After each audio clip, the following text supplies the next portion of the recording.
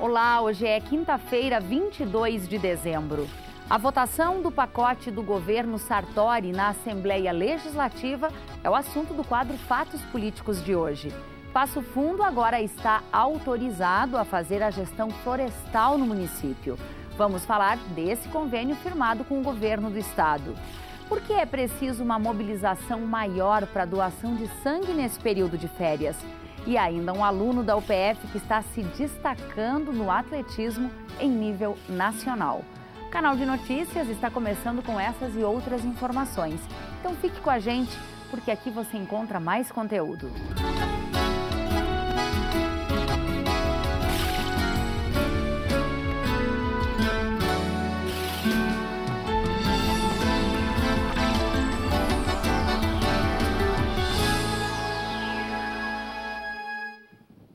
A doação de sangue é uma atitude pela vida. Quando o final do ano se aproxima e com ele o período de férias, os estoques dos hemocentros começam a baixar. Aqui em Passo Fundo não é diferente. Quem já passou por algum problema de saúde e precisou de transfusão de sangue sabe da importância que um ato tão simples pode gerar na vida de alguém. Pode parecer uma simples caixa com carrinhos no quarto de qualquer criança. A diferença é que cada carrinho desses representa uma sessão de quimioterapia que o pequeno Leonardo enfrentou. Desde os 2 anos de idade, quando foi diagnosticado com plaquetopenia, uma doença que diminui as plaquetas que participam na coagulação e que o obrigou a trocar a rotina das brincadeiras em casa pelo hospital, o Léo encarou 90 sessões de quimioterapia e em cada uma delas ganhou um destes carrinhos. Ele estava com umas manchas roxas pelo corpo, ele tinha 2 aninhos e eu fui na emergência do hospital. Daí o médico até no momento assim, inicial ele achou que ele estava sendo torturado, né? Que ele estava sendo as lesões por pancada, por surras e tal. Aí eu fui no dia seguinte no pediatra dele mesmo e em seguida ele já encaminhou para o exame de urgência e detalhe eu já fui para hematologista. Daí ele já disse que estava com plaquetopenia, né? Que não era só manchas assim de cair, de brincar e tal, eram manchas mais graves. No início não cai a ficha assim, a gente acha que não, tá tudo errado, tem que fazer o exame tudo de novo, né? Mas depois que começa a cair na realidade, o medo bate bastante, porque quando vai pro prognóstico assim de é isso mesmo, é o câncer, né? É a leucemia, ainda tem agora aquela imagem da incurável, né? Não existe o que fazer. Foi mais ou menos que normal, porque eu já estava meio que acostumada a essas coisas. Ficou alguns dias sem ir pra aula, né? É. E aí tu fazia como as provas, teus trabalhos?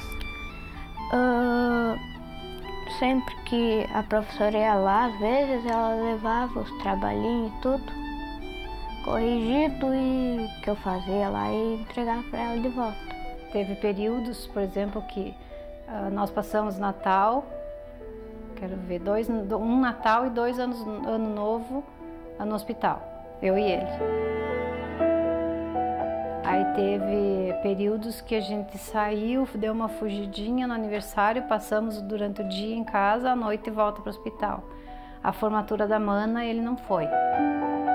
Primeira vez que quando começou a realmente a cair, ele não percebeu, né? Nós não percebemos assim a queda, ela foi gradativa. Só que teve uma químio que ele começou a fazer a químio de manhã e de tarde ele estava...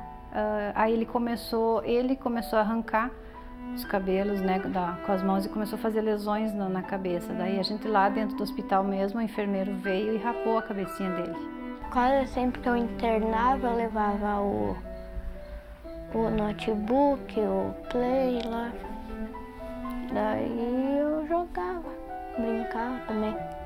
O mesmo sangue que corre pelas nossas veias pode ser o combustível para salvar a vida de outra pessoa. O Hemopasso de Passo Fundo, fundado há 20 anos, vive de períodos instáveis. Ora, com a geladeira de armazenamento de sangue cheia, ora, vazia. Hoje, trabalham aqui 27 funcionários, envolvidos 24 horas do dia na coleta e distribuição das bolsas de sangue. Tem épocas em que as doações elas se mantêm em níveis bons e tem épocas em que, infelizmente, ocorre a queda no número de doadores em função de, por exemplo, nessa época do ano, férias, né? É um período em que as doações tendem a cair. No inverno também, né? É um período que as doações tendem a diminuir. Desde quando eu comecei a doar sangue, uma coisa que é normal, alguém precisa, alguém vai ser feliz, alguém vai precisar disso. E para mim é uma coisa que não faz falta um dia só na minha vida, então é uma coisa comum. Eu acho que é mais normal possível poder ajudar alguém que vai usar isso, né? Todo mundo pode doar sangue, né? Não tem cor, não tem raça. Depois que pega o hábito, é um corte de cabelo. Cortou, cresceu de novo, né? Não tem mistério nenhum. Tu pode doar, tu doa. Porque tem tanta gente que pode, todo mundo pode. Mas tem gente que não pensa. Salvar uma vida. Essa é a importância. É muito importante porque assim, ó, não é uma doença programada que precisa de sangue. Infelizmente, o sangue ainda não pode ser substituído por nada, né? Apesar da evolução tecnológica, científica, ainda não se conseguiu substituir o sangue. É apenas através do sangue que uma pessoa pode sobreviver. A gente mobilizou a família inteira nas redes sociais, de boca a boca. Eu com meus colegas, teve ônibus que lotou de cidades vizinhas que vieram para doação com horário marcado. As doações elas devem acontecer antes do fato e a gente não pode perder tempo, a gente tem que estar trabalhando constantemente para a gente conseguir atingir um bom fluxo de doações. A gente teve que ficar horas, muitas vezes, esperando chegar, as bolsas estavam colhendo de doadores para poder passar para eles.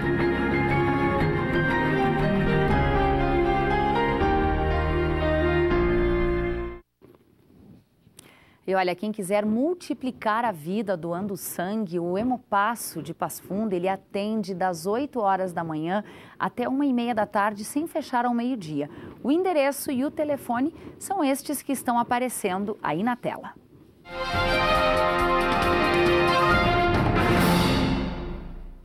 Hoje é dia de fatos políticos com a jornalista Zumara Colucci. Zumara.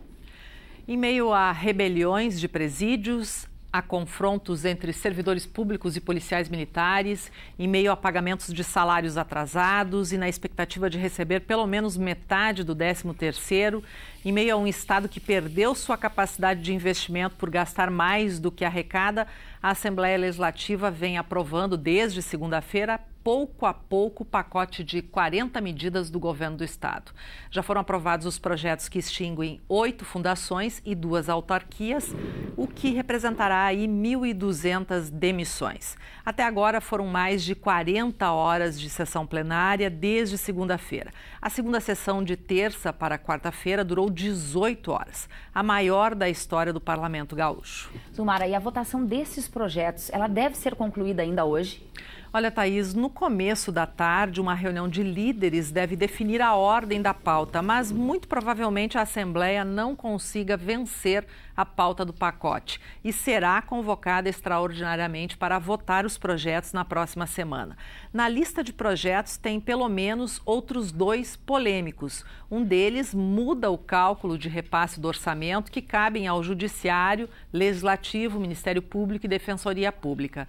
Hoje os valores são repassados com base no orçamento previsto. O governo está propondo o repasse pelo orçamento realizado. Uma negociação entre o governo e o Judiciário deve balizar a votação em plenário. O outro projeto polêmico é o que acaba com a obrigatoriedade do plebiscito para vender estatais. É uma emenda constitucional e precisa de 2 turnos de votação. A sessão desta quinta-feira será decisiva em relação ao futuro do pacote. Por enquanto, o governo contabiliza vitórias.